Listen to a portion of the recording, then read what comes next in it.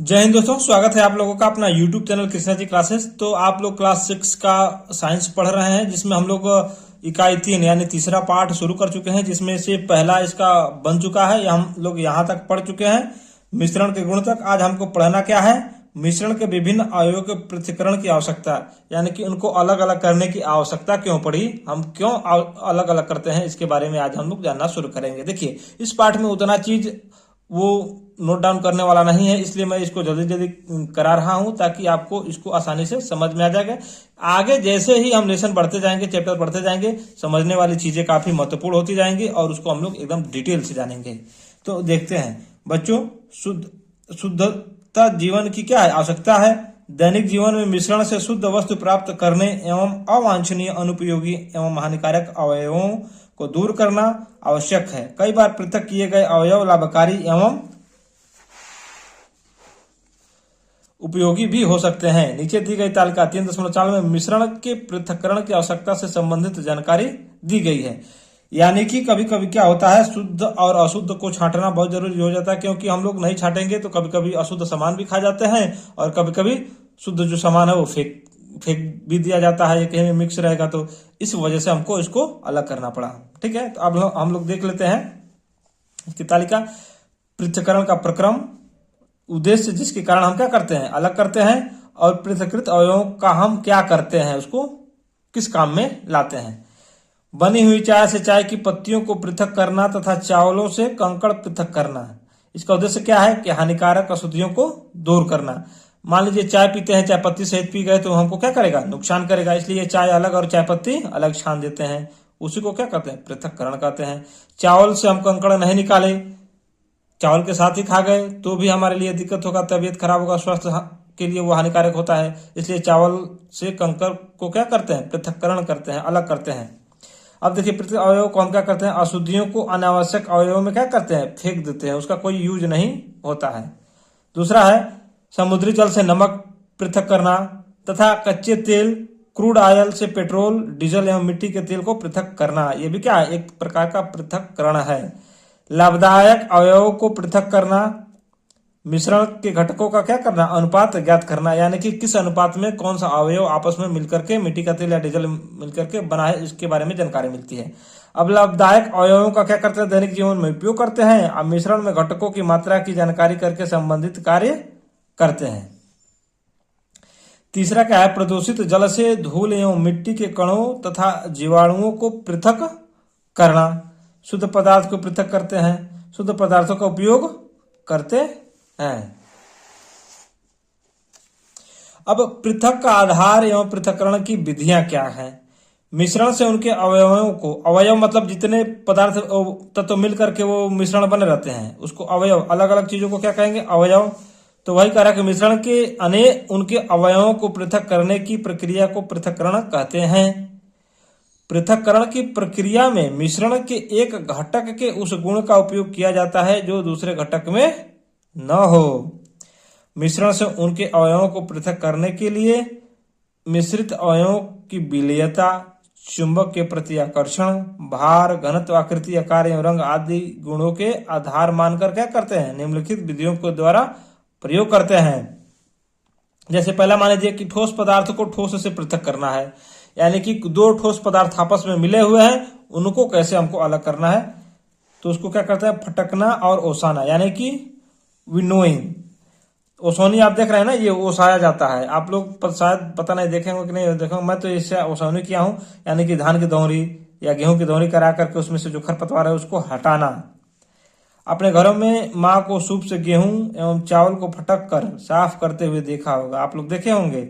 इस विधि द्वारा वे सूप से अनाज में मिले हल्की अशुद्धियों को क्या करती हैं, अलग करती हैं। पृथक करने की इस विधि को फटकना कहते हैं। वे ऐसा क्यों करती हैं, इस विधि द्वारा मिश्रण को देख लेते हैं। जैसे फटकना मतलब होता है ऐसे ओसाना, किसी बर्तन में रख करके ऐसे फेंकना, और ओसाना का मतलब ये हुआ, यानी कि इधर से हवा चल रही है, इधर से हम गिराएंगे, जो भारी है अनाज वो यहीं गिर जाएगा, जो हल्का है वो उड़ करके इधर आ जाएगा।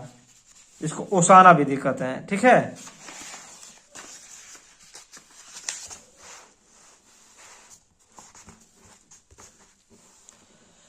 हल्के ठोस घटकों को उनके भारी ठोस घटकों से पृथक किया जाता है। खलिहानों में किसान को वायु की सहायता से गेहूं को साफ करते देखा होगा आपने। वही हम बताए हैं कि गेहूं की जब थ्रेशर से मड़ाई हो जाती है उसके बाद से भूसा और गेहूं अलग किया जाता है।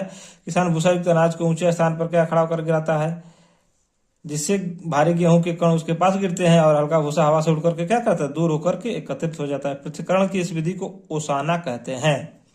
थ्रेशिंग, आपने खेत अथवा खलिहानों में तुअर यानी अरहर, धान के सूखे पौधे के गट्ठर या ढेर देखे होंगे। पौधे से अनाज अलग करने के पहले पौधे को धूप में सुखाया जाता है। इस विधि में अनाज के कणों को अलग अलग करने के लिए पौधों को पत्थरों या लकड़ियों के पटरों पर पीटते हैं, यानी धान को पीटते हैं, देखे हैं, कुछ रख लेंगे उस पर ऐसे ऐसे पीटेंगे।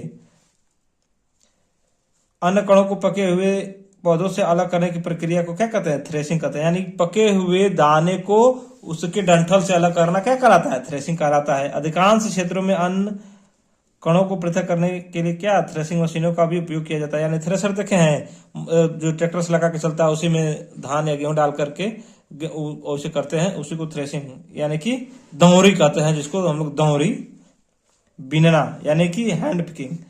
इस विधि के उपयोग हम दाल चावल को क्या करते हैं में छुपे अशुद्धियों को दूर करने के लिए करते हैं। इसमें अशुद्धियों की मात्रा प्राय बहुत अधिक नहीं होती है। हम प्रतिदिन घर में क्या करते हैं, चावल अथवा दाल को पकाने से पहले इन्हें बीनते हुए देखते हैं। चावल अथवा दाल में कुछ अनुपयोगी पदार्थ जैसे कंकड़, मिट्टी आदि मिले होते हैं, जो चावल अथवा दाल की आकृति, आकार एवं रंग से भिन्न होते हैं। अतः इन्हें हम क्या करते हैं, हाथ से बीन कर पृथक कर लिया जाता है। जैसे देखिए ये बूढ़ी दादी अम्मा चश्मा लगा करके बीन रही हैं। चालना, दैनिक क्रियाकलापों में आपने आटे से रोटी बनते हुए देखा होगा। सबके घर में आटा बनता होगा, उसको चालते हैं, भूसी ऊपर आ जाता है और महीन आटा जो है नीचे गिर जाता है, जिसको गूंथ करके रोटी बनाया जाता है। तो ये सब है। बालू भी घर बनाते समय देखे होंगे, बालू भी चलनी से चाला जाता है। ज्यादा मोटा कंकड़ पत्थर जो रहता है वो बाहर निकल जाता है और फ्रेश जो है बालू नीचे आ जाता है, जिससे घर की जोड़ाई या घर का मरम्मत किया जाता है। तो ये है, इसको चालन विधि कहते हैं। ज्यादा नहीं पढ़ेंगे, इसमें कुछ है नहीं। अब देखिए ये चीज पढ़ने वाली है, ऊर्ध्वपातन यानी सब्लिमेशन। हम ऊनी कपड़े को सुरक्षा के लिए उनमें सफेद रंग की गोलियां यानी नेफ्थलीन रखते हैं। कुछ महीने बाद गोली क्या हो जाती है, गायब हो जाती है या छोटी हो जाती है। ऐसा क्यों होता है, क्योंकि नेफ्थलीन सामान्य तौर पर क्या होता है, वाष्पीकृत हो जाता है। यानी कि ऊर्ध्वपातन किसको कहेंगे, ठोस से सीधे गैस में बदल जाने की क्रिया को क्या कहते हैं, ऊर्ध्वपातन कहते हैं, सब्लिमेशन कहते हैं। क्रियाकलाप, कांच की प्याली में कपूर और साधारण नमक का मिश्रण लें। अब आप एक ही जिसमें फिल्टर पत्र लगा हो, चित्र इतना इसके की बात इस प्रकार उलट कर रख दें। कीप की परखनली के सिरे के ऊपर थोड़ी सी भीगी हुई रुई रखें। पानी से भीगी हुई रुई कीप को बाहरी भाग में लपेट दें।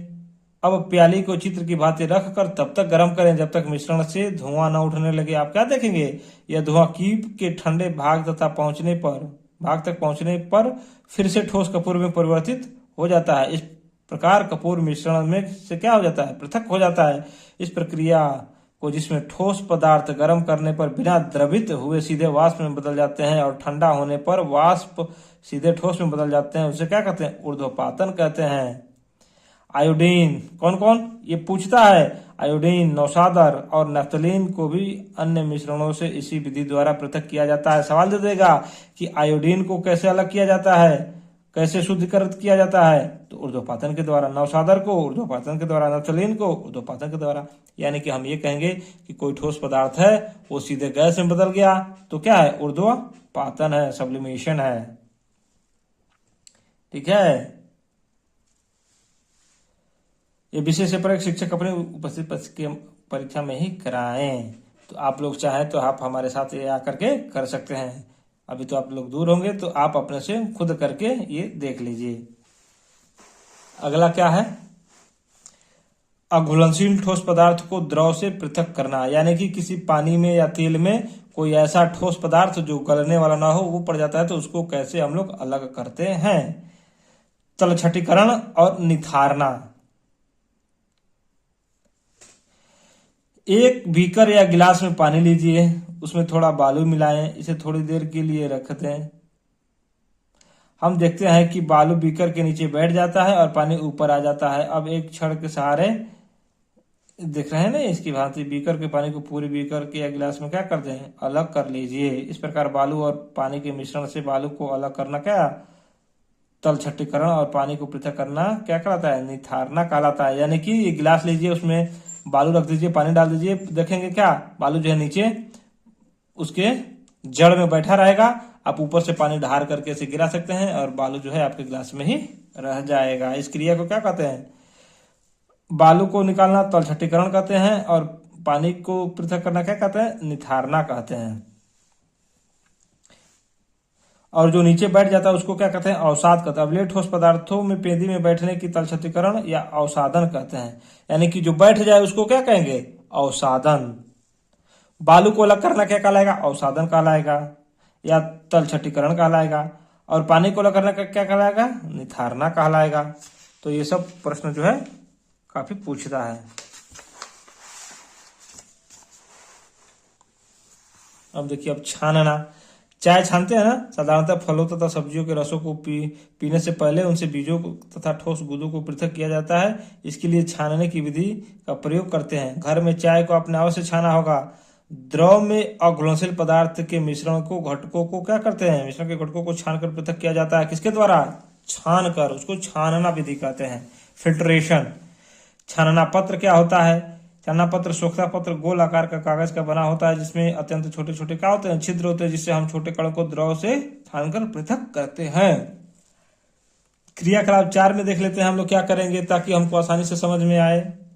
एक छानना पत्र लें, उसे त्रिकोणीय आकृति में मोड़कर एक फलन में लगाएं। फलन के नीचे एक बीकर रखें। अब एक दूसरे बीकर या गिलास में मिट्टी मिला हुआ गंदा पानी लेकर उसे धीरे धीरे फनल में डालें। हम देखते हैं कि साफ पानी फनल से निकल करके बीकर में एकत्र हो जाता है। यह प्रक्रिया भी क्या, छानना ही है।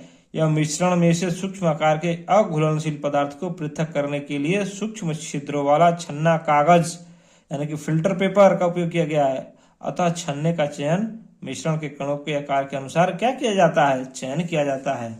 अब देखिए अपकेंद्रण, सेंट्रीफ्यूगेशन। सेंट्रीफ्यूगेशन, क्या आप अपने घरों में दही को मथनी से फेंट कर मक्खन और छाछ को पृथक करते हुए अथवा डेयरी में दूध से मक्खन को पृथक करते हुए देखा है? जरूर देखा होगा आपने। दूध में चिकना यानी क्रीम के हल्के, जिसको हम लोग क्या कहते हैं, घी कहते हैं, हल्के कण निलंबित होते हैं, मतलब अलग होते हैं। दूध को किसी बड़े बर्तन में लेकर के मथने द्वारा तीव्र गति से घुमाया जाता है। देख रहे हैं ऐसे ऐसे, या रही देखे होंगे, ऐसे ऐसे किया जाता है। चिकनाई हल्के कण क्या होते हैं, भारी कणों से पृथक हो जाते हैं। इस प्रक्रम को अपकेंद्रण कहते हैं। दूध के भारी कण तली की ओर क्या आ जाते हैं, हल्के कण मक्खन बर्तन के ऊपर आ जाते हैं। यानी कि जो हल्का होता है वो मक्खन क्या होता है, हल्का होता है, वो ऊपर उड़ जाता है, और दूध के जो भारी कण होते हैं वो नीचे दब जाते हैं, जिन्हें क्या कहते हैं, पृथक कर लिया जाता है। इसको क्या कहेंगे, अपकेंद्रण कहेंगे। घुलनशील ठोस पदार्थों को द्रव से पृथक करना, यानी कि द्रव में कोई ऐसा पदार्थ ठोस है जो घुल जाएगा, उसको अलग कैसे करते हैं। घुलनशील ठोस पदार्थ को द्रव से पृथक करने के लिए वाष्पन विधि का उपयोग किया जाता है। वाष्पन विधि, अब वाष्पन विधि क्या है हम लोग ये देख लेते हैं। वाष्पन विधि यानी वेपोरेशन मेथड। लगभग आधा मग पानी लेकर के उसमें थोड़ा नमक घोलें। इस पानी को गर्म कीजिए। आप देखेंगे कि थोड़ी देर बाद बीकर का सारा पानी वाष्प बनकर उड़ जाता है और बीकर में नमक शेष रह जाता है। आप भी चाहे तो इसको घर पर आसानी से प्रैक्टिकल करके देख सकते हैं। किसी द्रव का वाष्प में परिवर्तन होना क्या कहलाता है, वाष्पन कहलाता है, तथा यह क्रिया वाष्पीकरण कहलाती है। यह क्रिया प्रत्येक ताप पर निरंतर होती रहती है। इस विधि द्वारा समुद्र से नमक प्राप्त किया जाता है। आसवन विधि, डिस्टिलेशन। एक धातु की प्लेट लीजिए जिस पर कुछ बर्फ रखी हो। प्लेट को केतली की टोटी से ठीक ऊपर पकड़िए। गर्म करने पर केतली का सारा पानी भाप में बदल जाएगा। जब भाप बर्फ से ठंडी की गई प्लेट के संपर्क में आती है तो वह द्रव जल बन जाती है। यह द्रव बूंद बूंद कर बीकर में इकट्ठी हो जाती है। भाप के द्रव में परिवर्तन होने की क्रिया को क्या कहते हैं, संघनन कहते हैं। क्या कहते हैं, संघनन कहते हैं। और इस विधि को आसवन विधि कहते हैं। देखिए द्रव से वाष्प में बदलता है तो क्या कहेंगे, वाष्पन कहेंगे, और वाष्प से द्रव में बदलेगा तो संघनन कहेंगे। ठीक है, देख रहे हैं ये चाय बन रहा है, एक छोटा सा मुंह है, इधर से वाष्प निकल रहा है और प्लेट पे रुक जा रहा है, तो ये छोटे छोटे बूंदे बदल जाएगा और धीरे धीरे बढ़ता जाएगा तो ये पानी का रूप ले लेगा। ठीक है, यानी कि इससे ये क्या हो रहा है, वाष्पन हो रहा है और फिर यहाँ का संघनित होकर के ये जल बन जा रहा है। ठीक है, किसी विलयन से वाष्पीकरण और संघनन विधि द्वारा शुद्ध द्रव को प्राप्त करने की प्रक्रिया को क्या कहते हैं, आसवन कहते हैं। क्रिस्टलीकरण, क्रिस्टलाइजेशन। एक बीकर में आधे भाग से अधिक पानी भरें, इसमें फिटकरी को तब तक घोलते जाएं जब तक कि पानी में फिटकरी का घुलना बंद न हो जाए। ऐसे विलयन को क्या कहते हैं, संतृप्त विलयन कहते हैं। यानी कि घोल को उसको घोलते जाए तो उसमें एकदम आसानी फिट बढ़ जाए, उसको क्या कहते हैं, संतृप्त विलयन कहते हैं। इस घोल को गर्म करें और गर्म करने पर फिटकरी की जल को विलयता बढ़ जाती है, अर्थात फिटकरी की कुछ और मात्रा जल में घुल जाती है।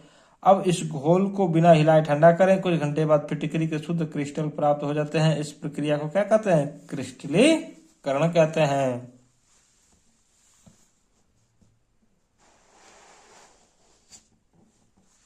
दो अमिश्रणीय द्रवों का क्या करना है, पृथक करना। कि दो द्रव हैं आपस में जो अमिश्रणीय हैं, जो आपस में मिल नहीं सकते हैं और कारणवश मिल गए हैं, तो उनको कैसे अलग किया जा सकता है।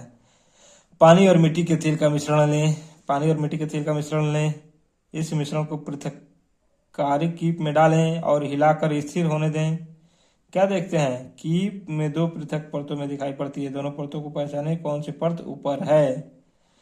ठीक है, मिट्टी का तेल पानी से क्या होता है, हल्का होता है, इसलिए वह पानी के ऊपर रहता है। अब पृथककारी की स्टैप का को खोलें और निचली परत में एकत्र द्रव को एक बीकर में निकालकर एकत्र कर लें।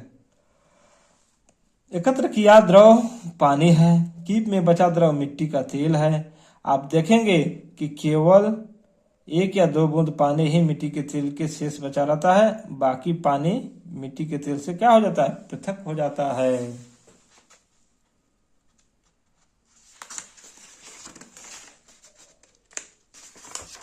अब ज्यादा नहीं है, एक ही वीडियो में लग रहा है ये खत्म हो जाएगा। एक दूसरा वीडियो है चुंबकीय पृथक्करण विधि। एक प्लेट में लकड़ी का बुरादा, लोहे की कील, सुई एक चुंबक के प्लेट के पास ले जाएं। कि आप देखते हैं चुंबक में लोहे की कील व सुई चिपक जाते हैं, इन्हें अलग प्लेट में एकत्रित कर लेते हैं। लकड़ी का बुरादा उसी प्लेट में क्या होता है, रह जाता है। इस प्रकार लोहे की वस्तु पृथक कर ली जाती है। पृथक्करण की यह विधि चुंबकीय पृथक कहलाती है। यानी कि मिट्टी में, लकड़ी के बुरादे में लोहे के कुछ टुकड़े उसमें मिल जाते हैं, तो उसको अलग करने के लिए चुंबक को उसको ऐसे ऊपर हिलाएंगे तो सारा जो लौह अयस्क होगा वो उसमें चिपक जाएगा। ठीक है, उसको क्या कहेंगे, चुंबकीय पृथक्करण कहते हैं। क्रोमैटोग्राफी। प्राय आपने आसपास विभिन्न रंगों की वस्तु दिखाई देती हैं, हमें प्रतीत होता है कि जो रंग दिखाई दे रहा है वही उसका मूल रंग है। कि आप जानते हैं स्याही दिखाई देने वाला नीला रंग किन रंगों से मिलकर के बना है। हमें कैसे पता लगाएं कि नीला रंग कई रंगों से मिलकर के बना है, हम क्रोमैटोग्राफी विधि द्वारा इसकी क्या करते हैं, जानकारी कर सकते हैं, जानकारी ले सकते हैं। क्रियाकलाप कैसे आप हम लिख सकते हैं। एक सफेद खड़ी चाक लें, चाक के नीचे वाले हिस्से में थोड़ा ऊपर ड्रॉपर से बूंद बूंद कर क्या करें, स्याही डालकर के चारों ओर एक लाइन बनाएं। एक प्लेट में थोड़ा पानी लेकर के उसमें चाक का चौड़ा वाला हिस्सा रखें। ध्यान रखें जल स्तर स्याही लगी निशान के नीचे रहना है।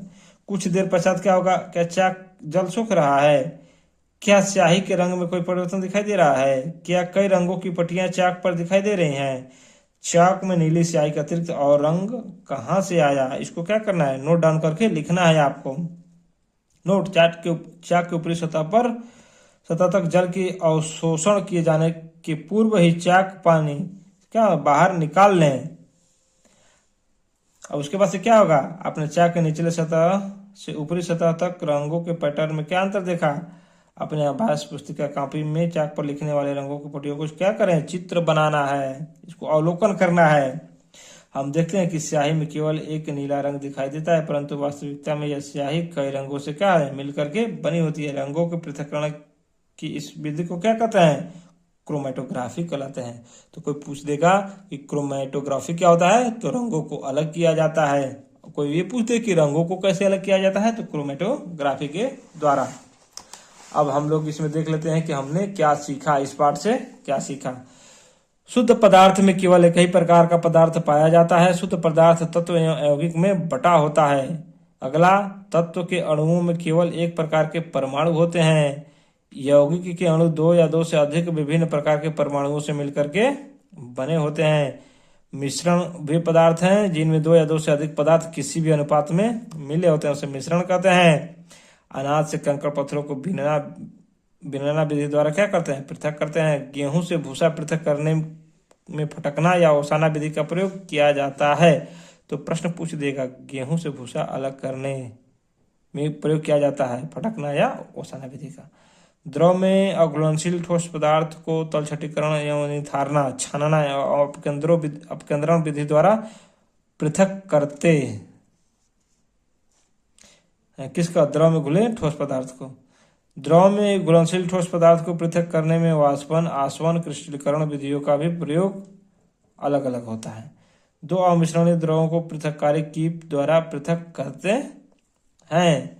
रंगों में पाए जाने वाले विभिन्न अणुओं को पृथक करने में क्रोमेटोग्राफी विधि का क्या करते हैं? प्रयोग करते हैं। तो आपको ये साइंस का क्लास कैसा लगा कमेंट में जरूर बताइएगा। आपको अच्छा लगा होगा तो वीडियो को लाइक भी करेंगे, शेयर भी करेंगे और चैनल पर नए हैं तो चैनल को सब्सक्राइब भी कर लेंगे। अब फिर मिलते हैं अगले वीडियो में अगले इकाई के साथ, यानी कि अगले पाठ के साथ। हमारा पाठ का नाम होगा पास पड़ोस में होने वाले परिवर्तन, यानी कि हमारे आसपास में जो भी परिवर्तन है वो किस घटना के कारण होते हैं, इसके बारे में हम लोग पूरा डिटेल में जानेंगे। तो फिर मिलते हैं अगले वीडियो में एक नए जानकारी के साथ। तब तक जय हिंद।